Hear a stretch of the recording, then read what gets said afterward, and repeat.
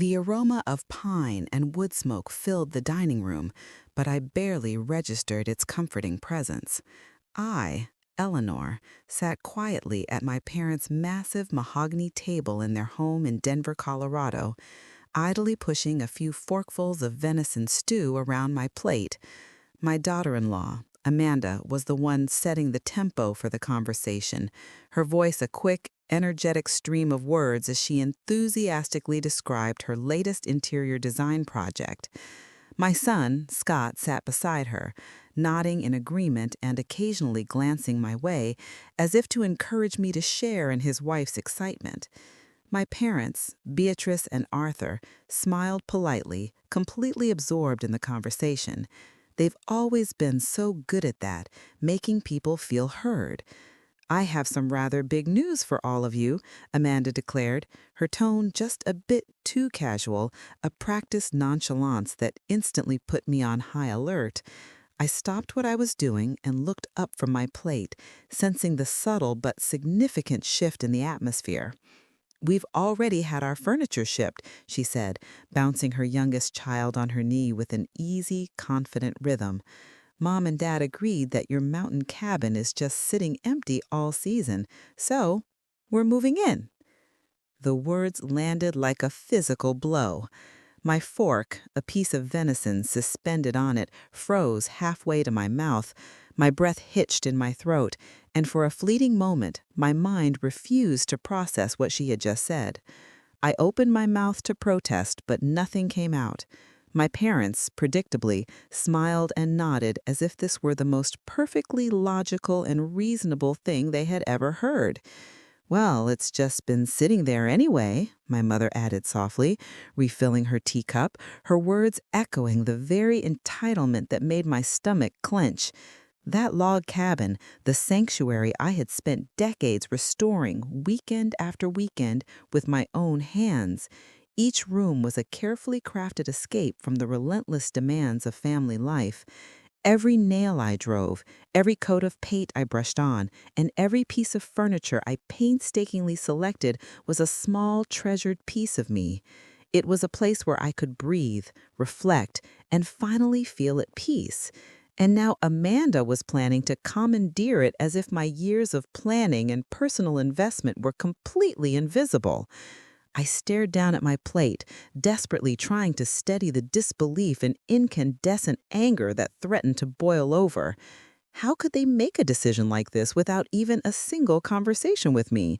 At what point do you finally say no to family entitlement? I knew I had to respond, but I also knew that a hasty reaction would give them exactly what they wanted, an excuse to dismiss my wishes and ride roughshod over my feelings. I needed clarity, a sense of control, and a plan, and I needed it fast. I cleared my throat, carefully placing my fork on the side of my plate. "Let's talk about this properly," I said, my voice even and calm despite the tumult in my mind. My thoughts were already racing ahead, mentally going through my options, calling contractors, and laying out the first steps I would need to take to protect what was mine.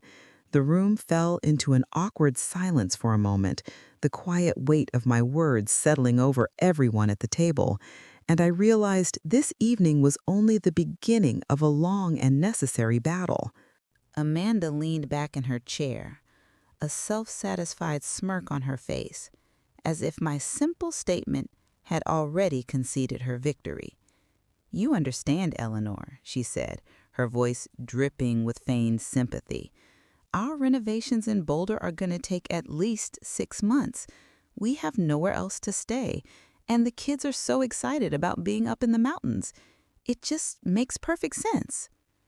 My parents, Beatrice and Arthur, nodded along, as if this flimsy reasoning alone was enough to justify such an intrusion into my life.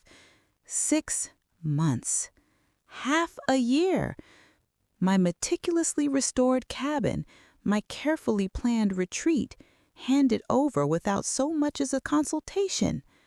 I took a slow, deliberate breath, forcing myself to maintain the calm I had cultivated moments before. And yet, The memory of their past patterns of entitlement made my stomach churn. I remembered the time Amanda had borrowed my convertible for what she called a quick trip to the farmer's market.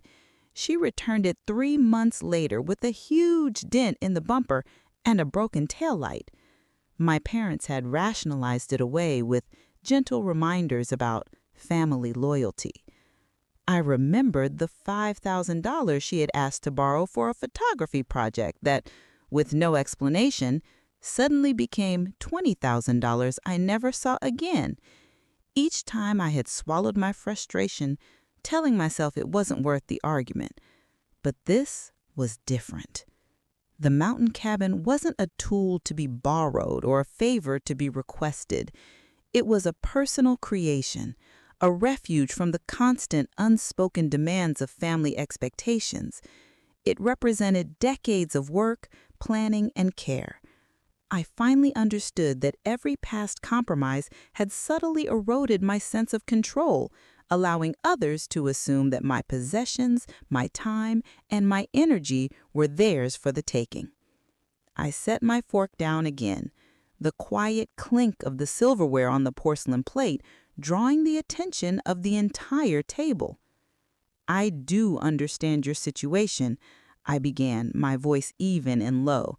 "But this isn't something I can simply accommodate without prior planning and discussion. My cabin is not a fallback for anyone's convenience." My voice was calm, but the underlying firmness was a tone I rarely used with them. It was a tone I had long avoided because it always seemed to trigger resistance, but as I spoke, a quiet certainty built within me. The years of quiet concessions and overlooked frustrations had all led to this moment. I would no longer allow entitlement to override respect, and I would make it clear that my boundaries, my home, and my decisions were not negotiable. The clatter of dishes and the soft murmurs around the table faded into the background as I envisioned the first steps I would take. I took another deep breath and deliberately set my fork down, letting the silence stretch for a moment. "I appreciate your situation," I began, my voice steady, "but this isn't something I can simply accommodate without prior planning and discussion.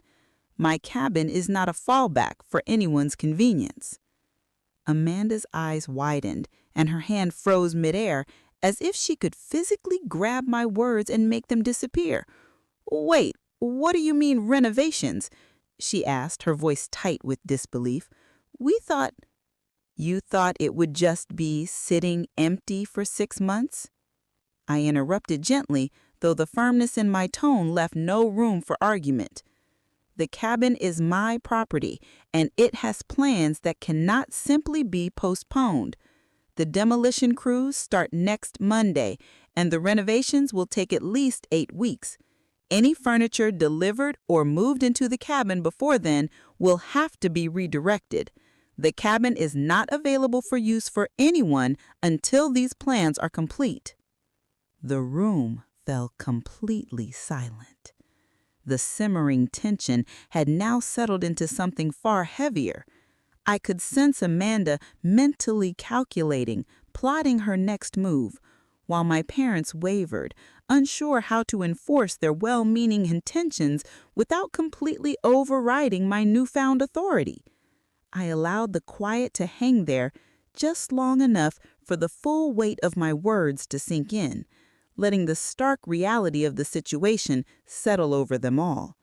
I would not be swayed by expectation or manipulation. As I gathered my notes and contracts, I felt a surge of clarity, knowing that the first decisive steps towards protecting my home and myself had finally been taken. The next morning, I drove out to the mountain cabin, the crisp air of the high country brushing against my face and carrying with it a profound sense of determination. The contractors were already there, a symphony of activity underway as they set up scaffolding and marked the rooms slated for demolition. But my attention was not on the renovation just yet. Today, my focus was on security. I had learned over decades that family entitlement could be both persistent and inventive, and I wasn't taking any chances. By mid-afternoon, the new security system was live. I tested each sensor, watching the camera feeds flicker to life on my phone. Cameras, discreetly tucked among the pine trees, now covered every entry point. Alarms were installed at the doors and windows. Smart locks were programmed so that only I held the access codes. Every potential vulnerability was now accounted for. I felt the strange sense of satisfaction in the precision, a quiet control I hadn't experienced in years. Protecting this cabin was no longer just about the property. It was about asserting the autonomy I had long deferred to the expectations of others. It didn't take long for the security measures to prove effective. A familiar SUV slowly navigated the long, winding driveway. I zoomed in on the feed and saw Amanda, Scott, and their children. They had arrived early, no doubt hoping to get a foothold before any irreversible changes were made. Amanda tried the front door first. The alarm blared immediately, a loud, insistent voice announcing that unauthorized entry had been detected. She jumped back, her eyes wide with a mixture of disbelief and shock. "Oh, come on, Eleanor," she shouted, banging on the door in sheer frustration. Scott leaned against the car, as usual, avoiding the conflict. The children peered out the windows, their faces a mask of confusion. From my phone, I pressed a button to activate a second, more direct warning. My voice, recorded in advance, echoed through the outdoor speakers. "This property is under surveillance. Please do not attempt to enter." Every attempt they made to get close to the cabin was met with an immediate automated response. The motion sensors and cameras were doing all the talking I needed them to. Standing on the porch, a safe distance away, and watching their reactions on my phone screen, I couldn't help but feel a mix of humor and vindication. The audacity of their entitlement had been met with a system that demanded respect and enforced my wishes without me having to say a single word. For the first time in years, the boundary between my life and theirs felt truly unreachable. I knew this was only the beginning. Every measure I put in place today would ripple through the coming weeks, ensuring that my home and my decisions were not up for debate. I was preparing the way for the next challenge in this unfolding confrontation. I took one last look at their retreating car on the camera feed, a silent, triumphant smile on my face. The first step was complete. By midweek, I received the first notification. A moving company was scheduled to deliver Amanda and Scott's furniture to the mountain cabin. I had, of course, anticipated this. I had already arranged for a nearby storage facility in a small town not far from the cabin to accept any deliveries temporarily.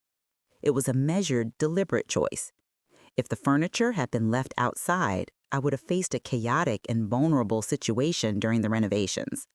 The storage solution allowed for protection without unnecessary punishment. When the massive truck rumbled into the driveway, I was already there to meet them. I greeted the movers, a mix of businesslike calm and unwavering certainty. "Hi, I'm Eleanor. I'm the owner of this property," I said, handing one of them a printout with the new address. "I'm so sorry for the change, but this delivery needs to be redirected to this storage unit. The cabin is currently undergoing major renovations and can't accept any items." The movers hesitated for a moment, glancing from the large, sturdy cabin behind me to the official-looking papers in their hands. They then nodded, seeming to understand. I watched as they carefully followed my instructions, reloading each sofa and dresser into a smaller waiting truck. I documented every step, photographs, timestamps, and receipts, knowing that any misstep could be used against me. I wasn't punishing anyone. I was simply enforcing the boundaries that had been ignored for far too long. Almost immediately, my phone began buzzing with notifications. Amanda's social media posts were painting a dramatic picture.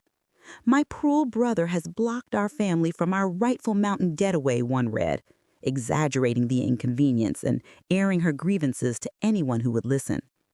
Comments flooded in from distant relatives and friends, expressing outrage and sympathy. I muted the notifications and focused on the process. The opinions of the uninvolved were irrelevant. By evening, the storage unit was full, with all items accounted for. I paid for 6 months up front to prevent any immediate crisis.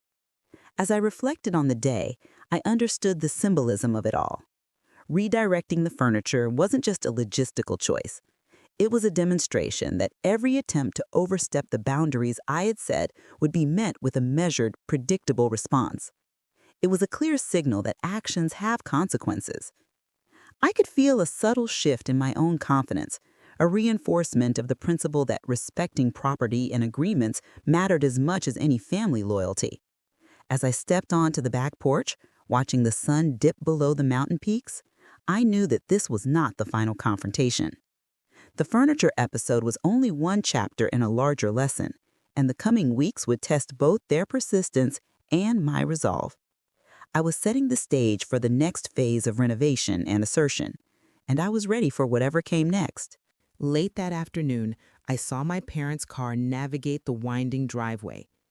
I had expected them eventually, knowing their deep-seated desire to mediate, but their timing felt deliberate, a subtle pressure to test my resolve. I stepped onto the porch, brushing a layer of sawdust from my clothes, and watched as Beatrice and Arthur approached, their faces a complex mix of concern and mild reproach. The cabin, half demolished with exposed walls and stripped floors, served as a powerful visual testament to my preparations. "Eleanor," my mother began, her voice careful and soft. "We need to talk about this. It's only fair to consider Amanda and the children." I folded my arms, keeping my expression neutral and my tone even. "I understand your concern, but the cabin isn't available. Renovations are scheduled, the contractors are working, and the plans cannot be changed on a whim. This is my property, and I will not compromise the schedule." My father's eyes flicked toward the demolition underway inside. The gaping holes where walls once stood and the exposed framing seemed to shock him. "It seems extreme," he said softly. "You're punishing your daughter-in-law over a misunderstanding." "It's not punishment," I replied, my voice calm but firm. "It's the enforcement of boundaries. The cabin is not theirs to occupy, and any furniture delivered before the renovations are complete must be redirected. I have documentation and signed agreements to support every step I have taken." My mother shifted uneasily, her hands clasped tightly in front of her. "But family helps family. Surely a little accommodation just this once wouldn't hurt." I shook my head, letting the weight of my words sink in. Family helping family does not include disregarding someone else's plans and property. This is not about Amanda or the children. This is about respect for agreements and boundaries. Years of deferred decisions had led to this moment. I will not allow entitlement to dictate my life anymore. For a long moment, they simply looked at me, the silence filled with the unspoken tension of decades of family dynamics. Then my father exhaled slowly, glancing again toward the contractor and the half-demolished master suite. He nodded slightly, finally recognizing the reality I had carefully constructed. The documentation, the security measures, and the clearly scheduled renovation, everything made it impossible to argue against. I stepped back, allowing them to process the message without further escalation. The confrontation had not been loud or angry, but it had been definitive. My authority over the property was unmistakable, and for the first time in years, I felt a quiet certainty that my decisions could not be overridden. As they turned to leave, I returned inside, already planning the next steps of the renovation that would ensure this lesson and these boundaries were fully enforced. Weeks passed, and the mountain cabin gradually transformed under the careful oversight of the contractors. The stripped floors were replaced with warm, reclaimed oak. The walls were painted in muted, earthy tones, and the master suite emerged as a space that reflected my tastes and years of planning. Every detail, from the placement of cabinets to the rough-hewn timber accent wall, was executed according to my vision. The constant tension of the past months, the unexpected claims, the arguments, the attempts to manipulate or bypass my authority felt less pressing now, replaced by the deep satisfaction of seeing the tangible results of standing firm. Each completed section reinforced the boundaries I had set and the assertion of my own agency. I still checked the security feeds occasionally. Amanda and her family were still lingering on the outskirts, driving by or peering from a distance. But the power of the renovations, combined with the security measures and documentation, made it clear they could not impose their will.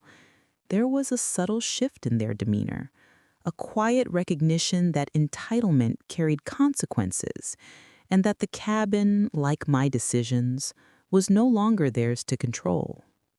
As I moved through the finished spaces, I reflected not just on the cabin itself, but on the lessons embedded in the process. Protecting what was mine had required calm, foresight, and consistency. Maintaining distance had preserved both my property and my peace. Success in family relationships, I realized, was not always about compliance or pleasing others. It was about mutual respect and the willingness to enforce boundaries, even when uncomfortable. By the following weekend, the mountain cabin had been transformed completely. The walls gleamed, the floors reflected the warmth of the wood, and every room felt purposeful, functional, and unmistakably mine. The renovation had not only reshaped the physical space, but also marked the restoration of my autonomy. Amanda came by briefly, her usual confidence subdued. She avoided the main entrance and instead approached me on the back porch. "Eleanor," she said quietly, "I'm sorry for overstepping. I didn't think through what I was doing, and I shouldn't have assumed." Her voice lacked its usual insistence. For the first time, I sensed a genuine acknowledgement of the consequences of her entitlement. I simply nodded, accepting her apology without comment, letting the simple act of recognition suffice. My parents, Beatrice and Arthur, visited later, this time with a restrained demeanor. There was no argument, no pressure, only a quiet acceptance that the cabin was no longer theirs to claim, and that I had exercised my judgment consistently and fairly. The weight of years spent conceding, compromising, and deferring to others lifted, replaced by a calm certainty that I could protect what was mine while remaining composed. Standing alone on the porch that evening, watching the sun dip behind the rugged mountain peaks, I felt a profound sense of satisfaction. The physical transformation of the cabin mirrored my own growth. Decades of patience, planning, and restraint had culminated in a space and a life defined on my own terms. Protecting property, setting boundaries, and asserting personal agency were lessons reinforced through action. The cabin was complete, my authority was unquestioned, and the first true weekend of peace had finally arrived.